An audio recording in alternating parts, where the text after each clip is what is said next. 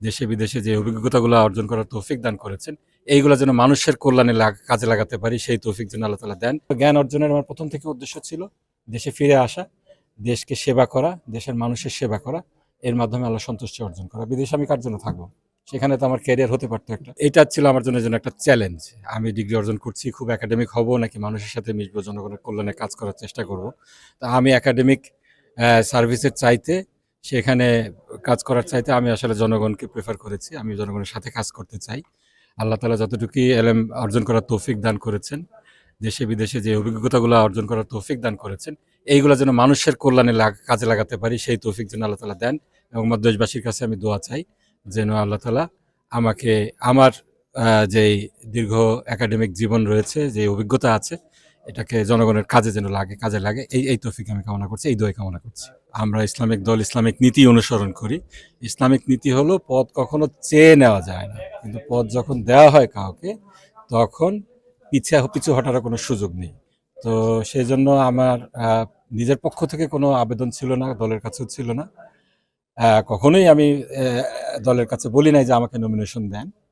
জনগণ চেয়েছে, দল অনুমোদন দিয়েছে, আমাকে নমিনি সেখানে বানানো হয়েছে। আলহামদুলিল্লাহ, আমি আল্লাহর সাহায্য চাই যেন আল্লাহ তাআলা এই যে গুরু দায়িত্ব সংগঠন আমাকে উপর চাপিয়ে দিয়েছে, জনগণ যেটা আমার উপরে আমার কাছ থেকে এক্সপেক্ট করছে, সেটা যেন আমি যথাযথভাবে পালন করতে পারি, জনগণের সেবা করতে পারি, সর্বোপরি এটার মাধ্যমে আল্লাহ তাআলা সন্তুষ্টি হাসিল করতে পারি, এই কামনা করছি।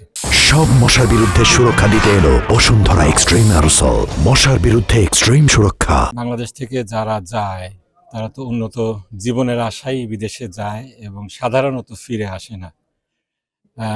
আসলে বিদেশে যে গিয়েছিলাম, এটা উন্নত জীবনের আশায় যায় নাই। তখন থেকে আমার যেটা লক্ষ্য ছিল, বিদেশে যে পড়াশোনা করব, জ্ঞান অর্জন করব, এটা আল্লাহ তাআলা আমাদেরকে নির্দেশ দান করেছেন। আল্লাহ তাআলা সূরা তাওবাতে বলছেন ফালাউলা নাফারু মিন কুল্লি ফিরকাতিন তায়িফাতিন লিয়াতাফাক্কাহু ফিদ্দিন ওয়া লিইউনজিরু কওমাহুম ইযা রাজাউ ইলাইহিম লাআল্লাহুম ইয়াহযারুন।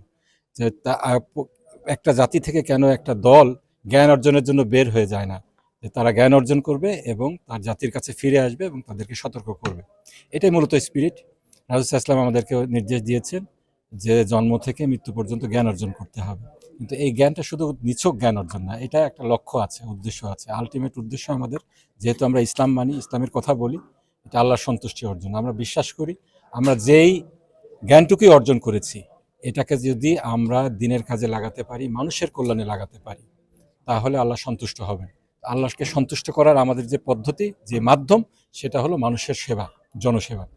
এই জন্য জ্ঞান অর্জনের আমার প্রথম থেকে উদ্দেশ্য ছিল দেশে ফিরে আসা, দেশকে সেবা করা, দেশের মানুষের সেবা করা, এর মাধ্যমে আল্লাহ সন্তুষ্টি অর্জন করা। বিদেশে আমি কার জন্য থাকবো? সেখানে তো আমার ক্যারিয়ার হতে পারতো একটা। আমি সেখানে ব্যারিস্টার হিসাবে কাজ করছিলাম, মিনিস্ট্রি অফ জাস্টিসে কাজ করছিলাম।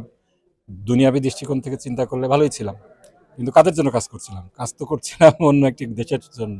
সেই দেশের সিভিল সার্ভেন্ট হিসাবে সে দেশের জনগণের জন্য করছিলাম, কিন্তু তারা তো আমার জনগণ না। তো সুতরাং দেশে কিছু সময় বাধ্য হয়েছিলাম, পড়াশোনা শেষ করে ফিরে এসেছিলাম। এরপরে একটা সময় আমাকে চলে যেতে বাধ্য করা হয়। তারপরে যখনই সুযোগ পেয়েছি ফিরে এসেছি ইনশাআল্লাহ। বিদেশে কখনোই উন্নত জীবনের আশায় যায় নাই।